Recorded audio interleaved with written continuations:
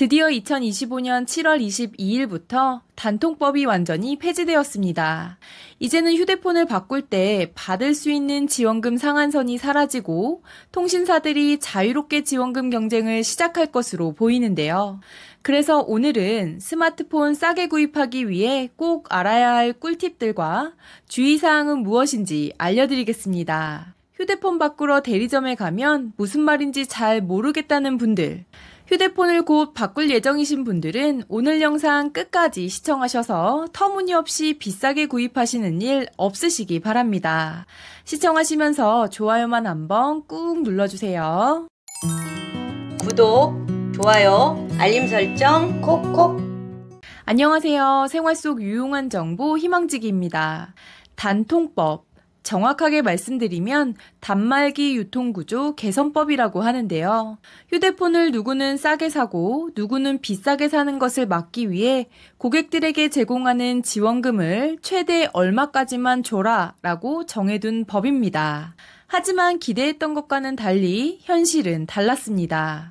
보조금이 제한되면서 오히려 소비자들은 더 비싼 가격에 휴대폰을 구입해야 했고요.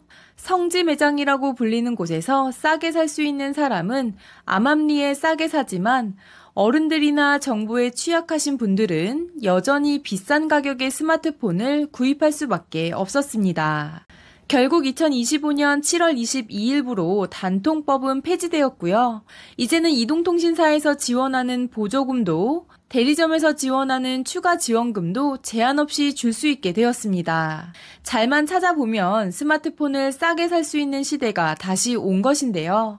바꿔 말해 정보가 없으면 더 손해볼 수도 있다는 것입니다. 그렇다면 휴대폰 사러 가기 전에 꼭 기억하셔야 할 것들을 지금부터 알려드리겠습니다. 첫 번째, 할부 원금이 얼마인지 비교하셔야 합니다. 우리가 사는 휴대폰 가격, 어떻게 형성되는지 혹시 알고 계시나요? 휴대폰 가격은 최초 출고가에서 공시지원금과 매장지원금을 뺀 가격으로 형성되는데요. 예를 들어 최초 출고가가 100만 원인 A 휴대폰이 있다면 통신사로부터 받는 공시지원금 35만 원과 각 휴대폰 대리점에서 주는 매장지원금 10만 원을 뺀 55만 원이 이 휴대폰의 가격이 되는 것입니다. 단통법 시행 이전에는 이 매장지원금을 대리점마다 자유롭게 책정할 수 있어서 발품을 팔면 저렴하게 구매할 수 있었습니다. 하지만 단통법이 시행되면서 지원금의 상한선을 뒀고 앞서 말씀드렸듯이 암암리에 이 매장 지원금을 많이 주는 매장들이 있었는데요. 이런 곳이 성지 매장이라고 불리면서 아는 사람만 싸게 구매를 했었습니다. 이제 단통법이 폐지되면서 이동통신사에서 지원해주던 공시지원금이 공통지원금으로 이름이 바뀌었고요.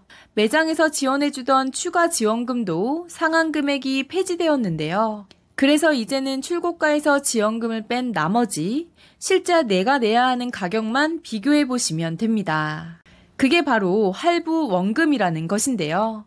100만 원짜리 동일한 스마트폰을 기준으로 공통지원금이 50만 원인 경우 매장 지원금이 20만 원인 A 매장은 할부 원금이 30만 원이고 매장 지원금이 50만 원인 B 매장은 0원이 되는데요. 이렇게 매장마다 할부 원금이 얼마인지 비교하시면 싸게 파는 곳을 찾을 수 있습니다. 두 번째, 공짜폰이라는 말에 속지 마세요.